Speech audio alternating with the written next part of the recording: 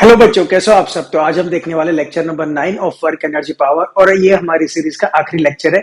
आज हम देखने वाले ब्यूटीफुल क्वेश्चंस ऑफ ओलंपियाड्स। तो चलो शुरू करते हैं।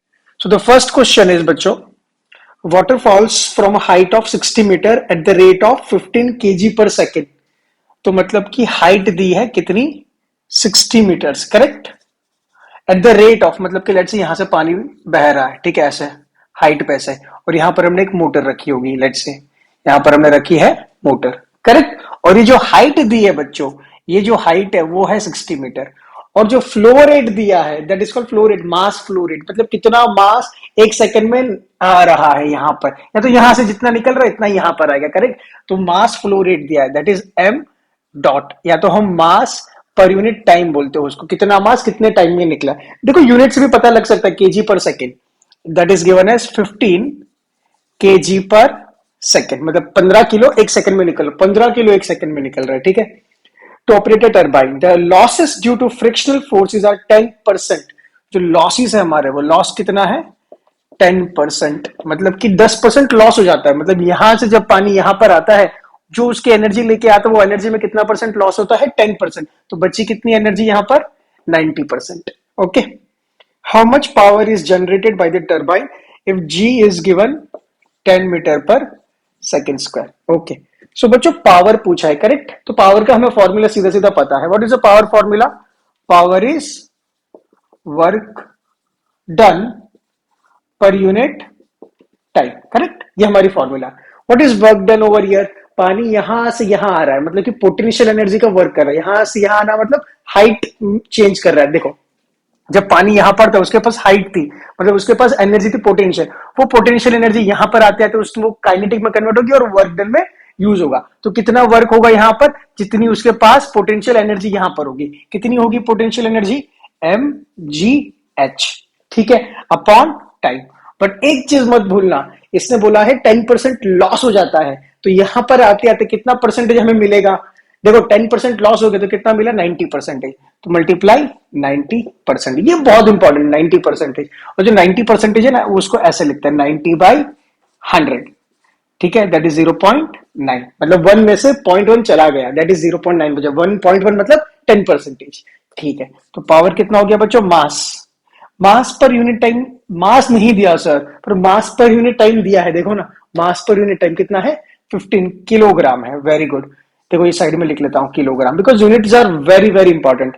ग्रेविटी कितनी दी है बच्चों, 10, यूनिट लिखता हूं metre per second square. Height कितनी दी है, 60, that is also in metre, multiply 90%, that is 0.9। इसके कोई यूनिट नहीं होती, परसेंटेज है ना 0.9, जस्ट मल्टीप्लाई द फैक्टर, ठीक है। KG metre per second square, KG metre square per second square क्या होगा, it is joule per second, so answer is in watt. तो अगर आपको आंसर वॉट में लाना है, मतलब कि आपको जूल पर सेकेंड में लाना होगा। अगर जूल में लाना है इसका मतलब KG metre square per second में लाना होगा, सही है ना, केजी मीटर सेकेंड सब यही यूनिट में है, तो हमें आंसर वॉट में मिलेगा। बहुत बढ़िया। तो पावर कितना होगा, देखो 15 मल्टीप्लाई 10 मल्टीप्लाई 60, देखो 15 मल्टीप्लाई 10 मल्टीप्लाई 60 मल्टीप्लाई 0.9, 15 सिक्सा कर लेते, देखो साइड में पहले 15 सिक्सा, 6 5 30, 6 6 7 8 9, 90 हो गया। सो 15 6 90 आ गया, 15 इंटू 6 90, तो 15 60 से कितना होगा 900। 10 इंटू 0.9 क्या होगा बच्चों, 9, 9 9 जा 81, तो answer is 8100 watts. But option में दिया है किलो वॉट्स में, तो पावर कितना होगा बच्चों, 8.1 किलो वॉट्स, क्योंकि किलो मतलब किलो मतलब 1000 से डिवाइड कर दो बाबा, 1000 से अगर जैसे ही डिवाइड कर दोगे तो आपको यहाँ पर किलोवाट लिख सकते हो, ठीक है ना, किलोवाट। Answer is 8.1 kilowatt. अच्छे से कॉपी कर लो। Let's go for the next question. So in second question बच्चों, a body of mass 2 kg is thrown up vertically with a kinetic energy, मतलब कि एक बॉडी है, लेट्स से यहां से हम थ्रो कर रहे हैं, right. The body of mass 2 kg, कितना किलो है, 2 किलो है, is thrown up with a vertically with a kinetic energy. तो यहां पर इस पॉइंट पे कितनी है काइनेटिक एनर्जी, 490 जूल्स, ठीक है। If the acceleration due to gravity is 9.8, G का वैल्यू दिया है 9.8 मीटर पर सेकेंड स्क्वायर, ठीक है। The height eight which the kinetic energy of the body becomes half of the original value, मतलब किस point पे, किस हाइट पे, लेट्स यहां पर हाइट पे मान लो कि लेट्स एट हाइट एच, यहां पर काइनेटिक एनर्जी कितनी बन जाती है, half of the original kinetic energy, ठीक है, मतलब half of the original kinetic energy, मतलब यहां पर 490 था, अब कितना हो जाएगा यहां पर 490/2 पर प्लस जितनी भी काइनेटिक, देखो टोटल मैकेनिकल एनर्जी क्या रहनी चाहिए, कांस्टेंट, क्योंकि कोई भी फोर्सेस हम एक्सटर्नल कंसीडर नहीं कर रहे, फ्रिक्शन फोर्स वगैरह हम निग्लेक्ट कर रहे हैं, यहां पर जितनी भी टोटल मैकेनिकल एनर्जी थी, मतलब kinetic sum of kinetic and potential जितनी भी थी उतनी यहां पर होनी चाहिए, हाफ बची है काइनेटिक के फॉर्म में, तो दूसरी हाफ किसके फॉर्म में होगी, mgh पोटेंशियल के फॉर्म में, मतलब अगर ये 490/2 है, ये भी क्या होनी चाहिए 490/2, तभी तो हो जाएगा 490 टोटल, अरे इन दोनों का सम क्या हो जाना चाहिए 490, जितना यहां पर उतना ही यहां पर, डू यू एग्री दैट, मतलब कि जितनी हाफ एनर्जी हमें लगा कहां चली गई kinetic,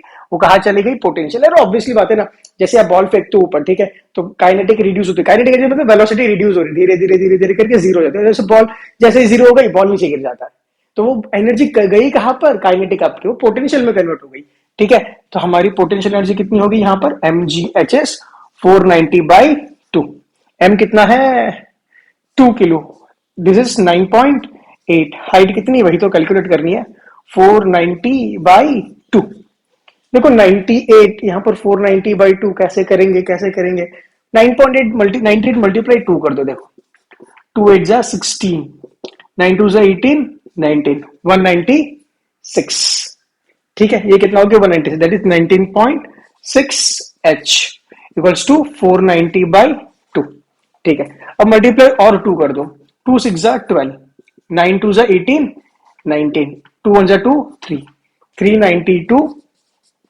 h is equals to 490, correct, h equals to 490/392, sorry 39.2, sorry my bad, 39.2, 39.2, ठीक है, मान लो 490 है ना, 439.2 है, मान लो 400, ताकि डिवीजन तो कर पाए, 0 0 कैंसिल, ठीक है, I mean 40, so sorry 40 not 400, 40, 39.2 है ना, 40 मान लिया हमने, ठीक है 40, ठीक है, जीरो तो कैंसिल हो गया, 4 1 जा 4, 4 2 जा 8, बचा कौन 1, 4 2 जा 10, तो 12.2 समथिंग आ रहा है, मतलब 12 पॉइंट समथिंग आंसर है, ठीक है, now let's see the option, कोई 12 पॉइंट में है, yes option C is that is 12.5, तो अगर आप उसको सॉल्व करोगे रफली आपको आंसर क्या मिलेगा 12.5 मीटर, ये कैलकुलेशंस की बात है, देखो जितनी अच्छी मैथमेटिक्स होगी इतना फास्ट आप कैलकुलेट कर पाओगे, तो वो तो आपके ऊपर कि आप कैलकुलेट कैसे कर दो, कॉन्सेप्ट ये था, फिजिक्स ये थी, तो मैथमेटिक्स सिंपल सी,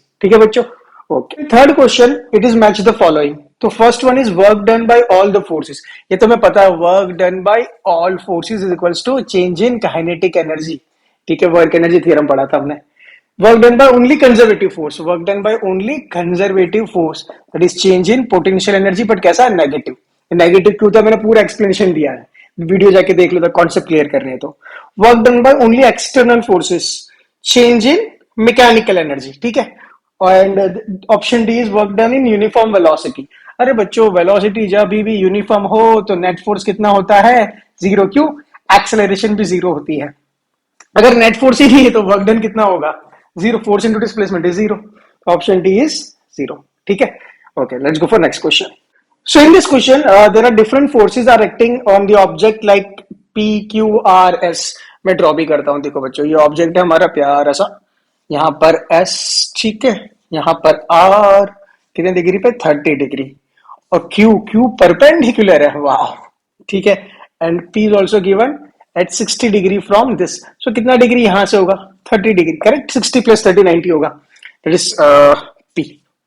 सो अगर आप देखो direction of motion is here, direction of motion is here, तो what is work done, work क्या होता है फोर्स इनटू डिस्प्लेसमेंट, या तो फिर अगर आपको एंगल भी लेना है तो cos थीटा ले लो, अगर दोनों का डायरेक्शन सेम है, मतलब I mean sorry line of action same है तो आप एंगल मत लो, अगर लाइन ऑफ एक्शन सेम नहीं है तो आपको एंगल लेना पड़ेगा, तो सीखा होगा बारे में, बहुत सिंपल सी बात है, अगर कोई कुछ भी नहीं ध्यान रखना, आपको मैंने क्लियरली बोला था उस टाइम, अगर कुछ भी ध्यान नहीं रखना डायरेक्टली फॉर्मूला है F cos theta is angle between F and S, खत्म। अब देखो S और फोर्स यहां पर ही होगा, फोर्स हम इस डायरेक्शन में मारेंगे, देखो फोर्स का डायरेक्शन ये होगा, फोर्स और एस का डायरेक्शन सेम, मतलब सबसे ज्यादा, थीटा इज 0, थीटा 0 मतलब cos थीटा इज 1, मतलब मैक्सिमम वर्क, ये वाले फोर्स से हमें क्या मिलेगा मैक्सिमम वर्क, ठीक, अरे फोर्स मतलब अच्छा फोर्स एस फोर्स हमारा डिस्प्लेसमेंट नहीं है, ठीक है, तो ठीक है ना, डिस्प्लेसमेंट ये है इस डायरेक्शन में, फोर्स हमारा इसी डायरेक्शन में, ये डिस्प्लेसमेंट है, ठीक है, force S, displacement same direction, बात तो एक ही हुई, ठीक है, परफेक्ट। अगर आप आर देखोगे, एक एंगल बना लिया, एक एंगल बना लिया, कितना एंगल बना लिया, थीटा इज 30, तो आपको पता है cos 30 क्या होता है, √3/2, √3/2। तो अगर आप देखोगे cos 30 इज √3/2, अब फोर्स थोड़ा सा इंक्लाइंड हो गया, ठीक है, तो हमारी डिस्प्लेसमेंट एंगल आ गया। अब थर्ड वाला देखेंगे, थीटा कितना हो गया, 90 डिग्री, थीटा क्या हो गया, 90 डिग्री। जब 90 डिग्री होता है तो cos 90 क्या हो जाता है, 0। तो इस पर्टिकुलर फोर्स से तो कोई वर्क होगा ही नहीं। अरे सिंपल सी बात है ना, आपको इधर इस डायरेक्शन में जाना है और आप फोर्स यहां पर लगा रहे हो, तो कैसे वर्क मिलेगा, वर्क मिलेगा, 0 मिलेगा, कुछ भी नहीं मिलेगा। ठीक है, यहां से भी मिलेगा, कितना मिलेगा, 30 वाला लेंगे, बिकॉज ये वाला डायरेक्शन है, देखो डिस्प्लेसमेंट यहां पर, सो डिस्प्लेसमेंट तो इस डायरेक्शन, हाँ तो डायरेक्शन तो यही है ना, ये वाला डिस्प्लेसमेंट का डायरेक्शन और ये वाला एंगल, ठीक है, 30 वाला मिलेगा। Is this clear everybody? बहुत बढ़िया, चलो ठीक है, okay. So answer is Q, Q से कोई भी वर्क नहीं मिलेगा, तो मिनिमम वर्क कहां मिलेगा, मिनिमम यहां पर, और मैक्सिमम किससे मिलेगा, एस से मैक्सिमम मिलेगा। ठीक है, let's go for next question. So in the fifth question, a truck and a car having a equal kinetic energy are stopped by applying an equal retarding force. If S1 and S2 are the distance covered by the truck and car, respectively, then the cars before stopping, what is the correct answer? Correct. ठीक है, देखो यहाँ पर ना आपको इतना misguide किया है ट्रक एंड कार का वर्ड यूज करके। देखो ऐसा मान लो कि दो ऑब्जेक्ट है, let's say first and second, दोनों के पास सेम काइनेटिक एनर्जी, मतलब अगर इसके पास हाफ mv² है, ठीक है, तो इसके पास भी कितनी, हाफ mv², लेट्स से इसके पास m1v1 और m2v2, पर दोनों का काइनेटिक एनर्जी कितना है, सेम। अब इस काइनेटिक एनर्जी को आपको क्या करना है, जीरो कर देना। बेसिकली काइनेटिक एनर्जी को जीरो करना मतलब आपको इतनी एनर्जी छीन लेनी है, मतलब आपने कितना वर्क किया यहां से जीरो तक पहुंचने के लिए, कितना वर्क करोगे, हाफ mv², ठीक है, v1² v2², दोनों सेम ही है ना, half m1v1² is half m2v2²। तो यहां से यहां आने में, मतलब यहां से इतनी एनर्जी थी, अब जीरो करनी है तो आपको कितना वर्क छीनना पड़ेगा, वर्क नेगेटिव करना पड़ेगा, मतलब आपको उसकी इतनी एनर्जी छीननी पड़ेगी, कितनी छीनोगे, हाफ mv²। ठीक है, तो वर्क क्या होता है बच्चों, फोर्स इंटू डिस्प्लेसमेंट, कितने डिस्प्लेसमेंट तक आप एनर्जी को छीननी पड़ेगी, तो ये है एस। ठीक है, तो पहले के लिए कैलकुलेट करते हैं, let's say work for first one, work कितना होगा, F1 W1 F1 S1, ठीक है, कितना वर्क छीनना है आपको, हाफ m1v1², कितना फोर्स लगाना है, F, कितनी डिस्प्लेसमेंट मिलेगी, S1, करेक्ट। ठीक है, चलो F1 ले लेते हैं, अब सेकंड के लिए लेते हैं, work 2, work 2 is F2 into S2, कितना वर्क छीनना है यहाँ पर, हाफ m2v2², कितनी एनर्जी छीननी है, मतलब कितना वर्क करना है, मतलब कितनी एनर्जी छीननी है, हाफ m2v2², कितना फोर्स लगा, let's say F2 multiply S2, correct. अब दोनों का रेशियो ले लो, देखो S1 into F1 divide by S2 into F2, that is equals to half m1v1² upon half m2v2²। अब काइनेटिक एनर्जी सेम है दोनों की, कैंसिल हो गया 1, दोनों पे आपने सेम फोर्स लगाया, बोला ना क्वेश्चन में कि दोनों पे सेम फोर्स लगता है, ये कैंसिल हो गया, तो S1 अपॉन S2 क्या हो जाता है, 1, इसका मतलब S1 is equals to S2। अरे ये तो बड़ा कॉमन सेंस वाला क्वेश्चन था, कॉमन सेंस वाला क्वेश्चन था कि इसमें क्वेश्चन में ट्रिक क्या है पता है, अ ट्रक एंड अ कार, तो आपके मन में था कि ट्रक तो जल्दी नहीं रुकेगी, वो तो टाइम लेगी, और कार तो फटाफट रुक जाएगी हमारी। गलती ये है आपकी, पर ऐसा समझो कि ट्रक बहुत बड़ी होती है कंपैरेटिवली कार से, राइट, मास ज्यादा होता है, पर वो ट्रक की वेलोसिटी कम भी तो हो सकती है, और कार छोटी होगी पर लेट्स से उसकी वेलोसिटी बहुत हाई होगी, तो काइनेटिक एनर्जी दोनों के सेम होगी। अगर लेट्स से यही कंडीशन दी ना, दोनों के काइनेटिक एनर्जी दोनों के पास सेम है, और वो एनर्जी को जीरो करने के लिए जो फोर्स लगा रहे हो दोनों पे सेम लगा रहे हो, इसका मतलब आपको दोनों ऑब्जेक्ट से एनर्जी छीन लेनी, कितनी छीननी, same amount of, same force से छीननी है, तो डिस्प्लेसमेंट तो सेम ही होगी ना यार। ये तो कॉमन सेंस का क्वेश्चन था, इतना मैथ्स लगाने की जरूरत नहीं थी। कुछ किताबों में तो वो half m1v1² is half m2v2², then they will use b equal to v² minus u² is 2as formula, फिर a1 इज 8, और बहुत सारी चीजें करेंगे। मैं आपको बता रहा हूं कुछ भी करने की जरूरत नहीं, सिंपल ये वाला कॉन्सेप्ट लगा, और मैथमेटिकल कन्वेंशनली भी जाना है, या तो फिर ऐसे चुटकी में भी सॉल्व कर सकते हो क्वेश्चन को, ठीक है। कहने के लिए ओलंपियाड का क्वेश्चन है, बट है बहुत कॉमन सेंस का क्वेश्चन। कभी कभी है ना फिजिक्स में, ये बात कहनी जरूरी है इसलिए मैं बोल रहा हूँ, कभी कभी फिजिक्स में ना इतनी मैथमेटिक्स, इतनी फॉर्मूलाज लगाने में, इतना सोचने में उलझ जाते हैं कि कभी कभी कॉमन सेंस भी भूल जाता है कि कॉमन सेंस क्या है भाई, कभी कभी कॉमन सेंस से भी क्वेश्चन हो जाते हैं हमारे, ठीक है। अच्छा क्वेश्चन है, मार्क करके रखो, कॉन्सेप्चुअली समझो, ठीक है। Let's go for the next question. Okay बच्चों, question number 6, a particle of mass m1 is moving with a velocity v1 and another particle of mass m2 is moving with velocity v2. Both of them have same momentum but their kinetic energies are different. ठीक है, if mass m1 is greater than m2, then okay, so let's say m1 v1 is the mass of the first object and m2 into v2 is the mass of second object. So what is the momentum of the first object m1 v1? What is momentum of second object m2 into v2? और बोला है दोनों का momentum कैसा है, same है। तो basically momentum अगर सेम हो तो एनर्जी का रिलेशन लाना, ये लिख के रख लो। अगर मोमेंटम सेम है, मोमेंटम सेम है, अगर दोनों का मोमेंटम सेम है, जिसका मास ज्यादा होगा उसकी वेलोसिटी डेफिनेटली कम होगी, और अगर वेलोसिटी कम है तो काइनेटिक एनर्जी कम ही होगी। क्यों? क्योंकि kinetic energy depends on square of velocity. Kinetic energy मास पे भी डिपेंड करती है पर वेलोसिटी पे ज्यादा डिपेंड करती है। तो वेलोसिटी अगर कम है तो उसकी काइनेटिक एनर्जी गारंटी कम होने वाली है। और एक रिलेशन हमें पता ही है, व्हाट इज काइनेटिक एनर्जी का रिलेशन। काइनेटिक एनर्जी, अरे हाँ वापस डिराइव करो sir, half M V square, बार बार नहीं करूंगा, लास्ट टाइम क्योंकि लास्ट लेक्चर है भाई। चलो, मास दोनों जगह मल्टीप्लाई करो ऊपर नीचे, तो कितना होगा, अरे m मल्टीप्लाई किया, डिवाइड किया, m इंटू v क्या होता है, मोमेंटम, तो m स्क्वायर v स्क्वायर क्या होगा, मोमेंटम का स्क्वायर अपॉन 2m, ठीक है। Kinetic energy is p square by 2m। Okay, for the first object kinetic energy 1 is p1 square by 2m 1, kinetic energy for 2 is p2 square by 2m 2। दोनों का ratio ले लो, kinetic E1 बोला है, अच्छा ठीक है E1 ले लेते हैं, E1 बोला है, E1 बाय E2 क्या होगा, p1 square by 2m1 upon p2 square by 2m2। कुछ कैंसिल हो रहा है बिल्कुल, so p1 p2 कैसे कैंसिल, मोमेंटम सेम, 2 तो कैंसिल हो गया, m2 चला गया ऊपर, m1 चला गया नीचे। क्या बोला है, m1 is greater than m2, correct. तो दोनों जगह m1 से डिवाइड कर लो तो क्या हो जाएगा 1 1, मतलब m2 बाय m1 क्या हो जाएगा, यहां से m2 by m1 is less than 1, m2 by m1 is less than 1, मतलब कि energy 1 by energy 2 is also less than 1, energy 1 is less than energy 2। I think ये मैंने एग्जाम प्लान में भी सॉल्व करवाया था, सेम क्वेश्चन एग्जाम प्लान में भी था। चलो ठीक है, कोई नहीं, एक और बार हो गया। एनर्जी 1 मैंने बोला था जिसका मास ज्यादा होगा उसकी एनर्जी कम ही होगी। ओके चलो, let's go for next question. Seventh question, the potential energy of an object at height h is given by EP is mgh, ठीक है। पोटेंशियल एनर्जी इज mgh, वो ठीक है।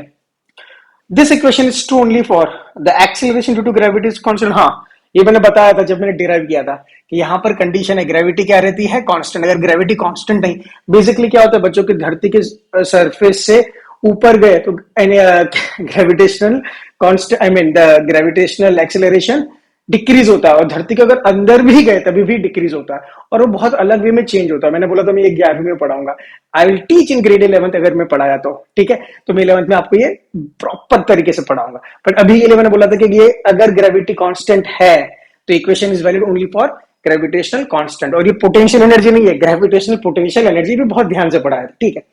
तो ये तो सही बात है, फर्स्ट स्टेप आई मीन जो स्टेटमेंट 1 है वो बिल्कुल सही है। सेकंड स्टेटमेंट क्या बोलता है, the potential energy is path dependent. अरे बाबा, पोटेंशियल मतलब ग्रेविटेशनल पोटेंशियल की बात कर रहे, कोई भी पोटेंशियल की बात कर रहा है। जनरली पोटेंशियल में 3 आता है, एक आता है ग्रेविटेशनल, एक होता है इलास्टिक, और तीसरा होता है इलेक्ट्रोस्टैटिक, ठीक है। ये तीनों हमने पढ़े, आई मीन हमने दोनों पढ़े, ये नहीं पढ़ा, एक्चुअली हमने एक ही पढ़ा डिटेल में, ये दोनों भी नहीं पढ़े, ठीक है, ग्रेड 9 के सिलेबस के अकॉर्डिंग, ठीक। तो ये तीनों एक्चुअली आते हैं because of the conservative force. अगर कंजर्वेटिव फोर्स मतलब दैट इज पाथ इंडिपेंडेंट, जो पाथ पे डिपेंड नहीं करता। अरे ये क्वेश्चन में तो मैं पूरा नहीं समझा पाऊंगा ये क्यों ऐसा होता है, क्योंकि इस पे तो पूरी एक लेक्चर बनाया है मैंने, ठीक है। बट अगर आपको मोटा मोटा याद है कि पोटेंशियल आता है बिकॉज ऑफ कंजर्वेटिव फोर्स, और कंजर्वेटिव फोर्स होता है पाथ इंडिपेंडेंट। तो how potential energy is path dependent, वो तो बिल्कुल गलत statement. Answer is only 1, first statement is true, ठीक है। So eighth question, I want all of you to pause the video right now and solve the question number 8। ये बहुत ही अच्छा question है, कोई टफ नहीं है पर अच्छा क्वेश्चन है, प्लीज ट्राई करिए क्वेश्चन, ठीक है। ओके, आई होप आप लोगों ने ट्राई किया होगा। मैं स्टार्ट करता हूं। The square of mass 50 kg stands at point P, ठीक है, at the top of the sky jump and moves from P to Q, takes off his jump at Q as shown in the figure। एक figure दिखा होगा, ठीक है। अरे question बड़ा है पर टफ नहीं, ये P पॉइंट ये Q पॉइंट बहुत इजी क्वेश्चन है, बहुत इजी क्वेश्चन है, ठीक है। यहां से यहां गया, ठीक है। ये कितनी हाइट है? 60 मीटर। ये कितनी हाइट है? 20 मीटर, ठीक है। If 50% of the change of the gravitational potential energy of the square between point P and Q becomes the kinetic at Q, then the speed at which the square arrives at Q is. मतलब कि simple सी बात है, इसने क्या बोला कि जब यहां से वो स्टार्ट करेगा बंदा, अरे देखो ये बंदा है ना, मस्त एकदम यहां से स्टार्ट कर रहा है, स्काइंग कर रहा है, ठीक है। यहां से जब यहां पर आएगा ये बंदा, तो इसकी कोई वेलोसिटी होगी, है ना, यहाँ पर कोई वेलोसिटी होगी v, वही फाइंड करनी है। और वो बोल रहे जो यहाँ पर अगर आ गया तो उसकी जो काइनेटिक, यहाँ पर उसके पास कोई काइनेटिक एनर्जी होगी, डेफिनेटली होगी, पोटेंशियल होगी पर काइनेटिक भी होगी। और जो काइनेटिक एनर्जी है वो कितनी होगी? 50% of the difference of potential energy. तो इस पॉइंट पे पोटेंशियल एनर्जी कितनी है? तो find potential energy at point P. कितनी है? mgh। कितनी है? कितना मास दिया? 50 किलोग्राम। अच्छा, मास दिया है 50 kg। जी तो हम मान लेते हैं 10 for the ease of convenience. Ease of convenience के नाम पे हम 10 मान के आगे निकलते हैं, ठीक है। तो 50 इंटू 10 इंटू हाइट कितनी? 60। इस पॉइंट पे कितना है potential energy at point Q? 50 into G into height is 20।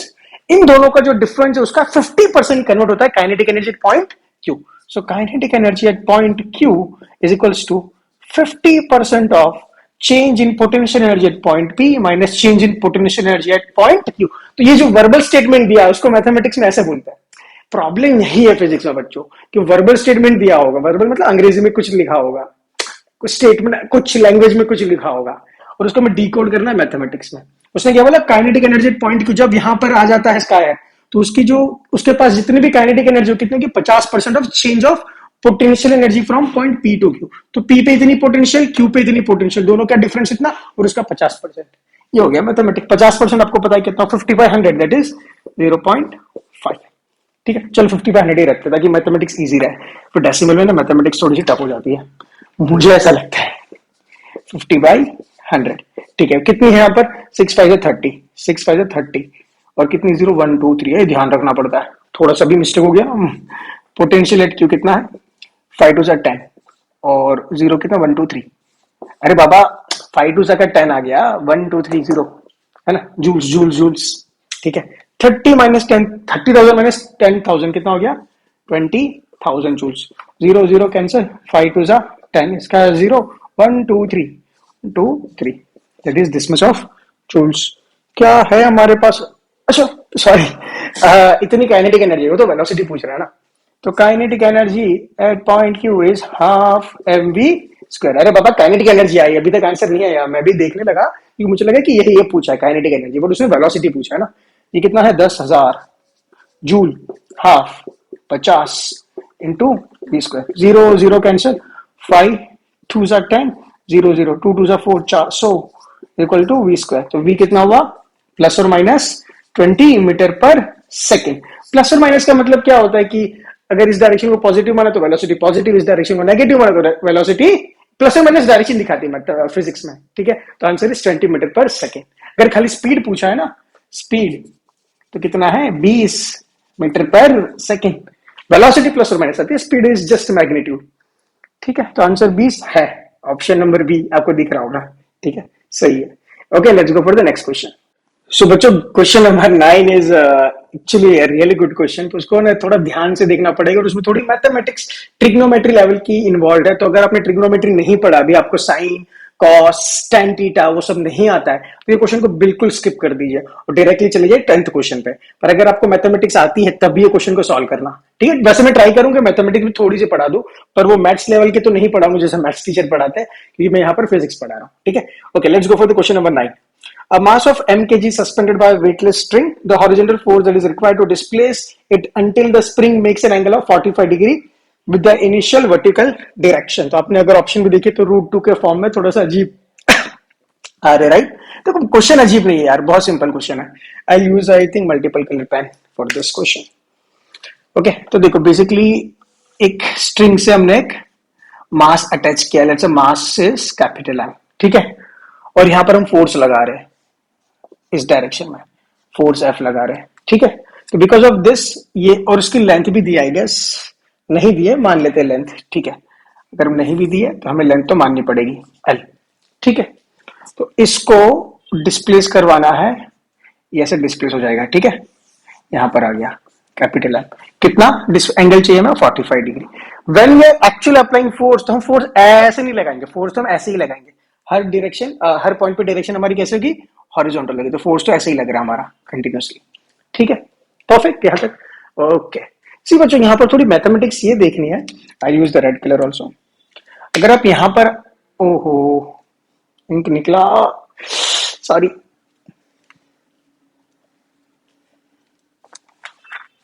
कभी कभी लीकेज हो जाता है ऐसे ही, थोड़ा ध्यान रखना पड़ता है मार्कर में। ओके चलो, I think we are good to go, start. So बच्चों अगर लेंथ एल है यहां पर, ठीक है, तो अगर आप देखोगे यहां तक लेंथ एल, तो ये भी लेंथ कितनी, यहां से यहां देखो, ये वाली length that is also L. अगर ये एल है और ये 45 डिग्री, तो एल का एक कंपोनेंट होता है एल कॉस 45। देखो ये बनेगा एल कॉस 45 और सामने वाला बनता है एल साइन 45। अब ये कैसे बनता है? देखो सिंपल सी बात है, ये ट्राइंगल है, ये 90 डिग्री, ये हाइपोटेनियस, और लेट्स से मान लो कि थीटा यहां पर है, ये थीटा। तो जो साइन थीटा होता है ना बच्चों, वो होता है ऑपोजिट अपॉन हाइपोटेनियस। ऑपोजिट मतलब ये वाला, लेट्स से ये वाला एक्स है, ऑपोजिट अपॉन हाइपोटेनियस। तो एक्स कितना हो गया? L sine theta. देखो तो हो गया ना, L sine theta, theta is 45 degree. और जो हमारा कॉस होता है वो कितना होता है? Adjacent upon hypotenuse. एडजेसेंट कितना है? Y, L. तो वाई कितना हो गया? L cos theta. तो ये कितना हो गया? L cos 45। ये थोड़ी सिंपल सी मैथमेटिक्स है। ठीक है, अगर आपको ये पता है तो अच्छी बात, अगर नहीं पता है तो थोड़ा देख लिया आपने यहाँ पर। ओके ठीक है, चलो बढ़िया। तो ये आपको पता चल गया बच्चों। अगर ये एल कॉस 45, तो ये यहां से यहां कितना होगा? ये वाला, ये टोटल एल, ये एल कॉस 45, तो ये कितना होगा? L minus L cos 45 degree. ठीक है ना, बिल्कुल सही। अब let's say this point is A, ये वाला, and this point is B. आप ए से बी जा रहे हो, फोर्स लगा रहे हो। आप एक्चुअली करके आ रहे हो, देखो जब आपने फोर्स लगाया, because of this force displacement हुई। कितनी हुई? देखो इतनी, ये वाली, यहां से यहां, बेसिकली यहां पर ऐसे डिस्प्लेसमेंट, यहां से इस पॉइंट है ना। डिस्प्लेसमेंट जैसे इनिशियल पोजीशन, फाइनल पोजीशन, उसको जोड़ दो तो कुछ ऐसे डिस्प्लेसमेंट होगी, ये आपकी डिस्प्लेसमेंट होगी। परफेक्ट। तो एक्चुअली आप वर्क कर रहे हो because of the force, you are doing a work from here to here. आपने डिस्प्लेसमेंट मिला, आपको फोर्स से डिस्प्लेसमेंट मिला, बट एक्चुअली जब आप बॉल को इधर से इधर लेके जा रहे हो, तब उसकी पोटेंशियल एनर्जी बढ़ा रहे हो। देखो ये मान लो रेफरेंस लेवल है ना, रेफरेंस लेवल, ये लेट्स से हाइट एच। आप हाइट एच पे ले गए बॉल को, तो इस ए, जब ए से बी जाते हो, तो आपने जो वर्क किया वो एक्चुअली वर्क कन्वर्ट किस में हो गया? Change in potential energy. यहां पर कितनी थी? जीरो, रेफरेंस लेवल पे जीरो मान लेते हैं, तो इतनी बढ़ गई। तो आपने जो भी वर्क किया, work done by the force obviously, वो कितना हो गया? Change in potential energy. Change मतलब यहां से ए से बी, कहां से कहां जा रहा हो? ए टू बी जा रहा हो। आपने कितना वर्क किया? तब बोलोगे एफ एस कॉस थीटा। ठीक है, force into displacement. Change in potential मतलब यहां से यहां कितना पोटेंशियल बढ़ गया? M G H. अब आपको डिस्प्लेसमेंट कैसे निकाले, एस कैसे निकाले, थीटा कैसे निकाले, यहां से यहां कितना एंगल निकाले? तो मैंने ये बताया था वर्क में, या तो ये फॉर्मूला यूज करो, या तो फिर फोर्स और डिस्प्लेसमेंट को डायरेक्टली मल्टीप्लाई करो, बट मेक श्योर दोनों का लाइन ऑफ एक्शन सेम हो। आप देखो कि फोर्स का लाइन ऑफ एक्शन ये है, देखो फोर्स का लाइन ऑफ एक्शन ये हॉरिजॉन्टल है, but displacement is vertical. Displacement is vertical, तो डिस्प्लेसमेंट को अगर हॉरिजॉन्टल बना दिया तो क्या दिक्कत है? देखो ए से बी, यहां से यहां, उसका हॉरिजॉन्टल क्या है? देखो हॉरिजॉन्टल ए से बी मतलब इतना, यहां से यहां, है ना।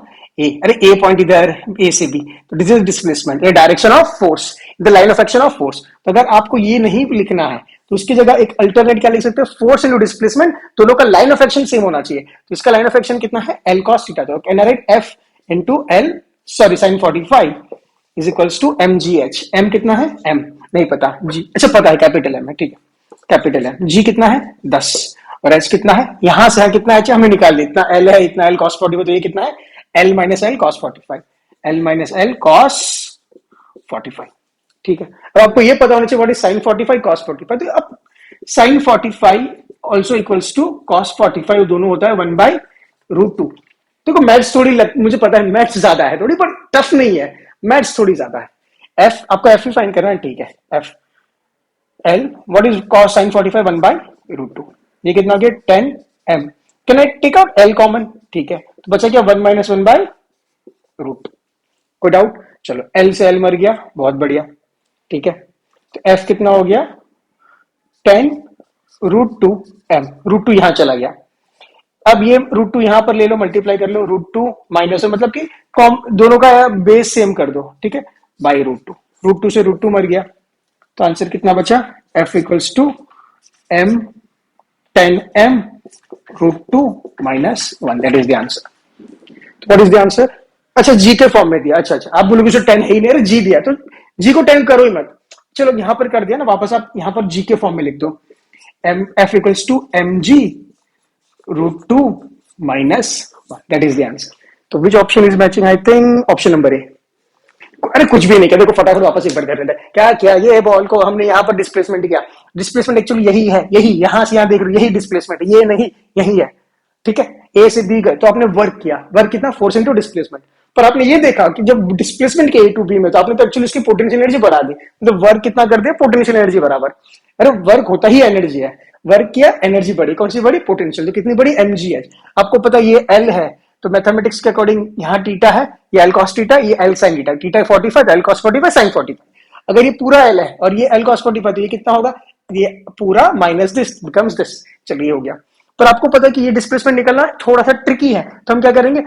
क्या हम displacement in direction of force, in line of action of force निकाल सकते? तो हाँ, ये डिस्प्लेसमेंट नहीं, यहां निकालो इस डायरेक्शन में, हॉरिजॉन्टल, जो फोर्स हमारा हॉरिजॉन्टल। तो हमने देखा ए से बी अगर हॉरिजॉन्टल जाए मतलब कितना, दैट इज एल कॉस और एल साइन 45।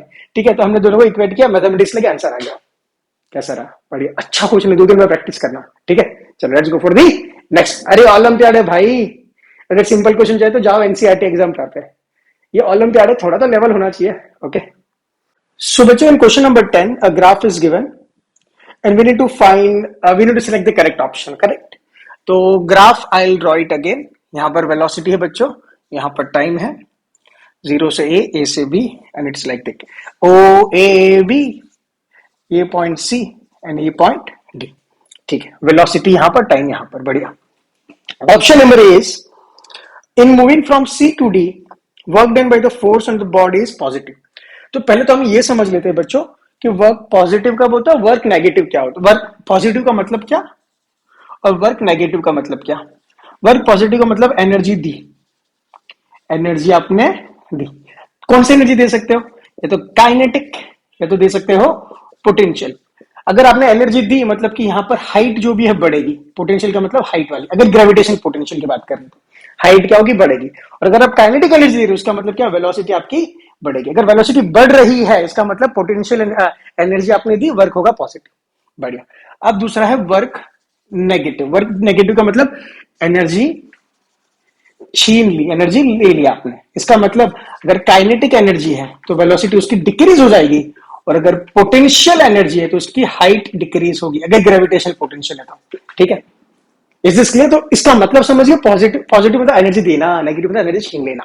ठीक है, अब ऑप्शंस देखते हैं, आई थिंक अब क्लैरिटी मिलेगी। ये है ना, तो क्लैरिटी मिल जाएगी। In moving from C to D, work done by the force on the body is positive.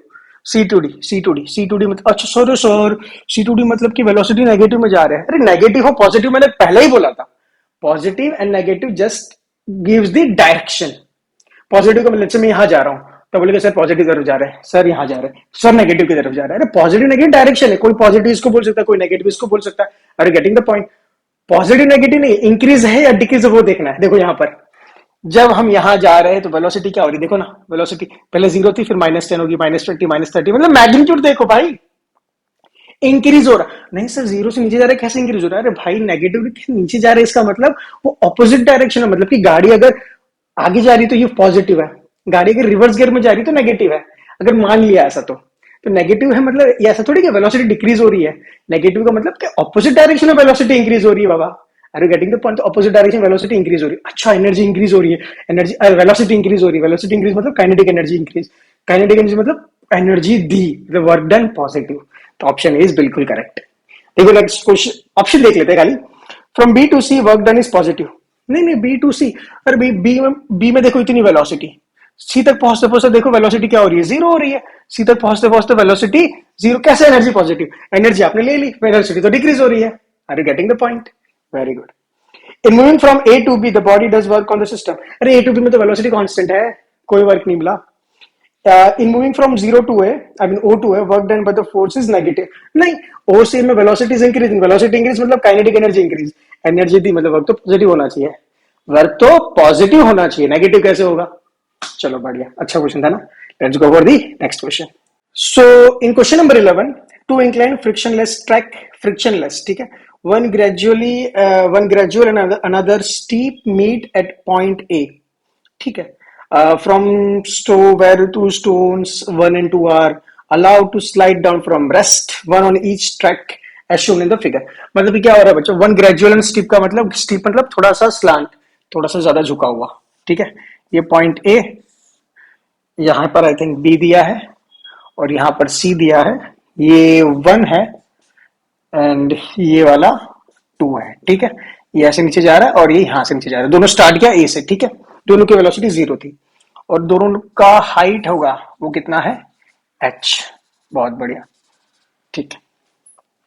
Options दिए, both stones reach at the same time not the same speed.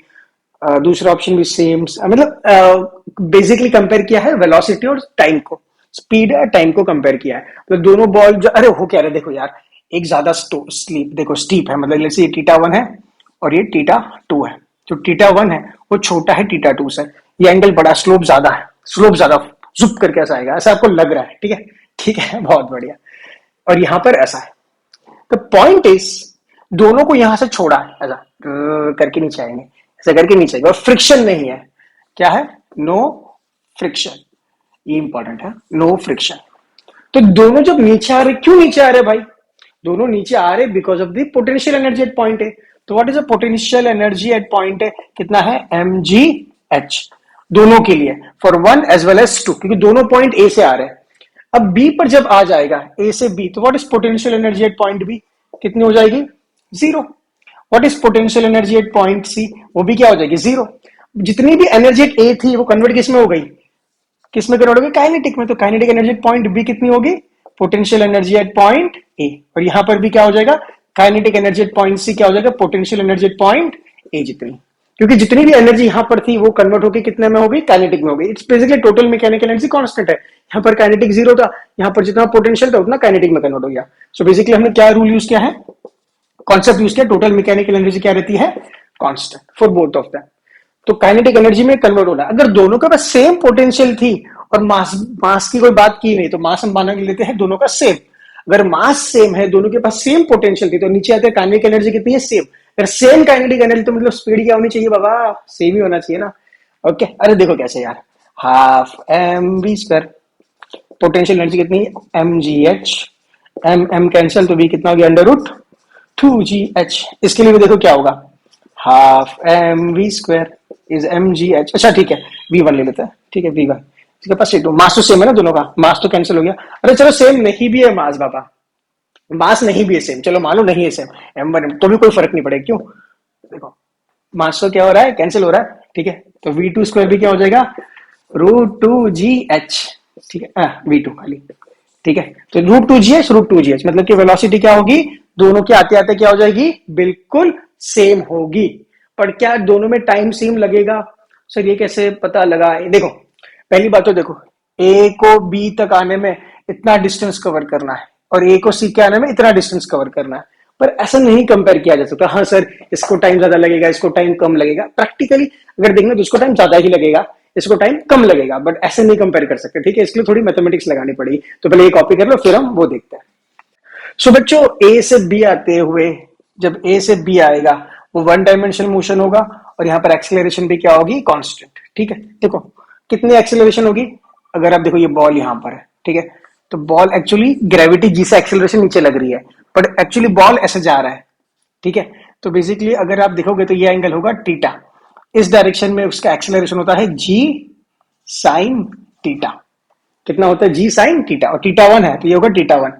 Similarly अगर ये बॉल 2 है तो इसके नीचे gravity लगेगी ऐसी, पर इस डायरेक्शन में ग्रेविटी लगती है जी साइन थीटा, और थीटा कितना है इसके पास, theta 2, and we know that theta 1 is less than theta 2, तो साइन थीटा 1 भी क्या होगा, लेस देन साइन थीटा 2।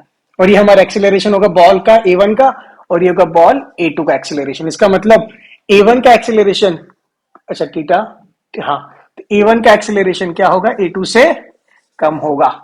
ठीक है, सच नहीं समझ में आया, ग्रेविटी नीचे, ये थीटा कैसे, ये थोड़ी मैथमेटिक्स है, देखो वहां पढ़ा रहता, मुझे पता था। देखो ये वाला, ये है जी, ठीक है, ये है लेट्स से थीटा वन, क्या ये ट्राइंगल फॉर्म हो रहा है ऐसा, थीटा वन ये 90 डिग्री, तो ये क्या हो जाएगा 90 माइनस थीटा वन, कैसे, तीनों का एंगल कितना होने से 180, तो ये होगा 90 माइनस थीटा वन। ठीक है, और ये 90 है, ये दोनों 90 है, अगर ये 90 माइनस थीटा वन तो ये कितना हो जाएगा थीटा वन, देखिए ये क्या हुआ थीटा वन।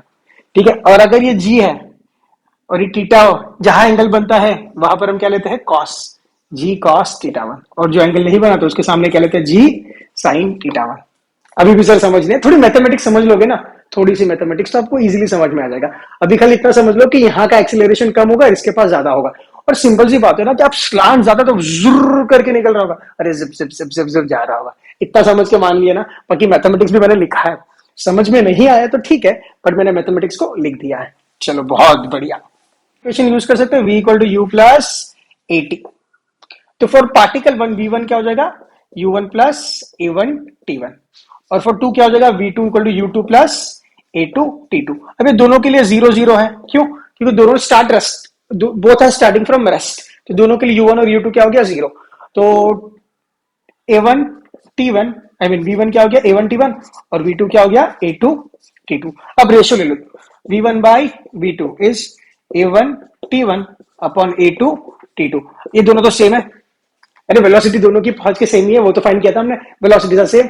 ठीक है, तो t1 बाई t2 क्या हो जाएगा a2 बाई a1, a2 वहां चला गया, a1 यहां चला गया, but what is a2 by a1, we know that a2 is greater than a1, so a2 by a1 will be greater than 1, so t1 by t2 is greater than 1, इसका मतलब t1 will be greater than t2, तो t1 को time ज्यादा लगेगा, मतलब particle 1 को time ज्यादा लगेगा, पार्टिकल 2 को कम टाइम लगेगा, और हमें पता है ना ठीक है, अच्छा क्वेश्चन था, कॉपी कर लो। So in question number 12, the diagram shows a cyclist moving down a small hill at P before traveling on a flat road at Q. The total mass of the cyclist in the bicycle is given. कितना है 60 kg, बहुत बढ़िया। The speed of cyclist at point P is given. P पे speed है, velocity at point P is 10 metre per second, which of the following statement is correct, और height भी दिखाई है 3 मीटर।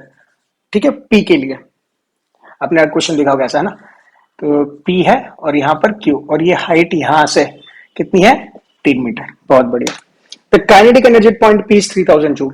ठीक है, काइनेटिक एनर्जी कैलकुलेट कर सकते हैं, what is kinetic energy at point P, half m v square, half, mass कितना है 60, वेलोसिटी कितनी है 10 स्क्वायर, ये 30 हो गया, कितनी होगी 3000 जूल, करेक्ट, बिल्कुल सही, option A is answer correct. ऐसा मत करना, यहाँ पर गलती होती है, बच्चे जैसे ही सॉल्व करेंगे यहाँ आंसर क्या है ऑप्शन है, इसने पूछा which one of the following is incorrect, जो इनकरेक्ट, इसको ना बहुत इंपॉर्टेंट है ये ना लिखना, इनकरेक्ट फाइंड करना है, ठीक है, करेक्ट नहीं, गलती यहां पर हो जाती है हमारी। चलो ठीक है, तो ऑप्शन ए इज करेक्ट, बहुत बढ़िया। चलो let's go for option number B, the loss of the gravitational energy between point P and Q is 1800 joules. तो ठीक है, पी और क्यू, तो what is a potential energy, मतलब gravitational potential energy from P to Q, कितना होता है mg h, at a point P only, कितनी पोटेंशियल है उसके पास, मास कितना है 60, ग्रेविटी 10, हाइट कितनी है 3, 6 3 18, 1800 जूल, बिल्कुल करेक्ट है। The gravitation energy between P and Q is 18, loss of gravitation मतलब कि अगर यहां से यहां पर आ गया तो कितनी ग्रेविटेशनल एनर्जी लॉस होगी, तो ऑब्वियसली कितनी लॉस होगी, जितनी होगी, कितनी होगी 1800। ठीक है, तो लॉस ऑफ ग्रेविटेशन एनर्जी से समझ नहीं आया, अरे मतलब पी पे कितनी एनर्जी होगी, ग्रेविटेशन पोटेंशियल एनर्जी, तो क्यू पे आके लॉस हो जाएगी, तो कितनी होगी, इतनी होगी, इतनी लॉस होगी, बिल्कुल correct. C total energy is, total energy कितनी होती है, काइनेटिक प्लस पोटेंशियल कितनी है 3000 plus 1800, that is 4800 joules, correct है, ऑप्शन डी बचा, दैट इज द आंसर। पर देखो क्या है, the cyclist does not require a greater power when it travels at a higher constant speed, no, अगर speed constant भी रखनी हो बट हायर आपको करनी है, हाई जाके कांस्टेंट भी करनी है, तो जैसी स्पीड बढ़ाओगे तो आपको ड्रैग ज्यादा फील होता है, that is a frictional force, basically friction नहीं बोलते उसको, ड्रैग ही बोलते हैं, एयर फ्रिक्शन बोलते हैं कुछ किताबें, बट उसको ड्रैग फोर्स बोलते हैं। वो बढ़ेगा और वो कांस्टेंट स्पीड को मेंटेन करने के लिए भी फोर्स तो लगानी पड़ेगी। नेट फोर्स जीरो होगी, मानता हूं कांस्टेंट स्पीड है, नेट फोर्स जीरो होगी, पर नेट फोर्स मतलब ड्रैग ज्यादा है, तो आपकी पावर, कार का पावर भी मतलब फोर्स ज्यादा होना चाहिए, तो वो तो नेट फोर्स जीरो होगा। अगर कांस्टेंट स्पीड से जाना भी है तो पावर तो लगेगी। तो option D is the wrong answer. So incorrect statement is option D. For us the answer is D. ठीक है। So, बच्चों, last question of Olympiad, the last question of work energy power, the last question of the complete this series of work energy power. So, देखो question क्या है. The diagram is shown an object released from the point X and traveling at the frictionless track. If the heavier object is taken in consideration, ठीक है. Option statement 1 is also given. It will move with a greater speed at Y. No, I think अगर X से release करेंगे, देखो कुछ ऐसा है ना, Z और कुछ ऐसा जा रहा है, ठीक है। ये पॉइंट X है जो रेफरेंस से कितना ऊपर है 25, और जो Y पॉइंट है वो कितना ऊपर है 15, ठीक है। ये पॉइंट आई थिंक Z दिया है और यहाँ पर पॉइंट M है जो रेफरेंस से ऊपर है 20 मीटर, करेक्ट। ऐसा कुछ डायग्राम दिया। अगर वो बोल रहा है कि it will move with a greater speed at Y, मतलब कि अगर Y से हम उसको लीव करें तो वो ज्यादा स्पीड पकड़ेगा, नहीं भाई X से करेगा, दिखने में ही कंफर्म है। क्यों? क्योंकि X के पास ज्यादा पोटेंशियल है, हाइट ज्यादा है, पोटेंशियल ज्यादा है, तो काइनेटिक ज्यादा होगी। अरे यार, जितना ज्यादा पोटेंशियल उतनी जगह काइनेटिक, नीचे आते आते हैं पोटेंशियल कितना है mgh, काइनेटिक कितना होगा उतना कन्वर्ट होगा, तो हाफ mv², मास तो कैंसिल हो जाएगा, तो v कितना होगा √2gh, मतलब v is proportional to root of height, मतलब हाइट बढ़ेगी तो वेलोसिटी बढ़ेगी।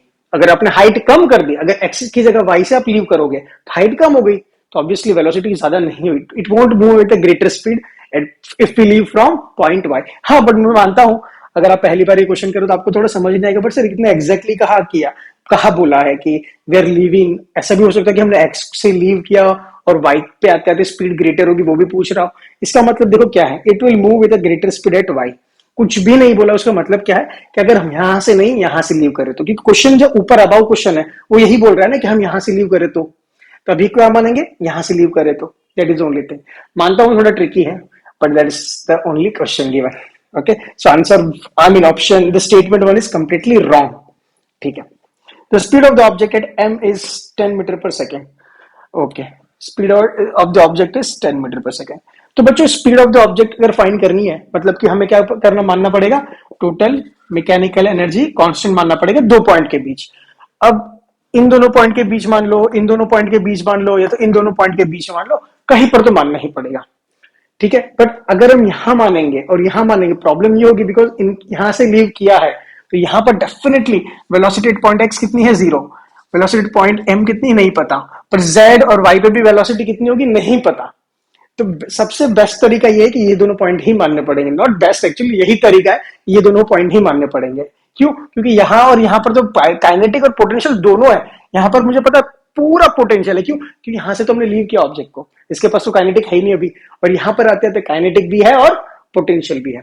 तो मैं क्या मानूंगा, टोटल मैकेनिकल एनर्जी कांस्टेंट है between point X and M.